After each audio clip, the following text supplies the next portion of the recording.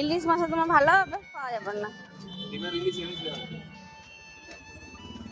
তবে ডিমে ইলিশ থেকে এমনি ইলিশই ভালো না?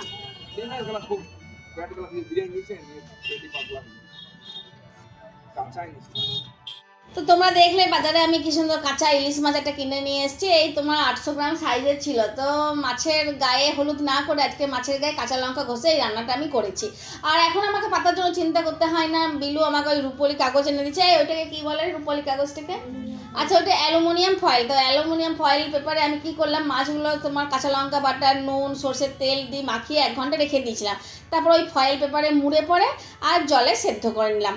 তেল দিয়েছিলাম, অল্প তেল না দিলে তো খেতে টেস্ট আসবে না, কিন্তু আমাকে আর ভাজার সময় তেল দিতে হয়নি, জলে সেদ্ধ করেই রান্নাটা হয়ে গেছে। এদিকে আমি আজকে গেছিলাম একটু আসানসোল আমার মায়ের একটু রিপোর্ট নিয়ে দেখাতে। তো তখন আমি ভাবলাম যে প্রত্যেক দিনই মানে আমি নিজে রান্না করেই খাই, আমাকে রান্না করে খাওয়ানোর মতন মানে কোনো ঘর দুয়ারও আমার মানে কোনো কিছুই নাই যে আমাকে কেউ রান্না করে নেমন্তন্ন করে খাবে। ওই জন্য আজকে আমি দোকান থেকে খাবার কিনে নিয়ে এসে নিজেকে নেমন্তন্ন করে খাওয়ালাম।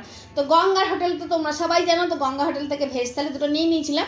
ইলিশ মাছের থালিটা তো নিতেই পারলাম না, দামও জিজ্ঞাসা করিনি, কিন্তু একজন ভদ্রলোক এসে পরে দাম জিজ্ঞাসা করাতে মাথাটা ঘুরে পড়ে যাবার মতন উপক্রম হয়েছিল। তাও নিজেকে সামলে ঘর ফিরেছি।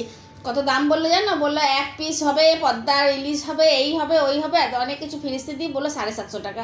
আমার মাথাটা হাত পড়লো যে আমি 800 টাকাতে 800 গ্রাম মাছ পেয়ে গেছে, 750 টাকার 1 পিস মাছ দুজন মিলে খাবো, যাবোই না।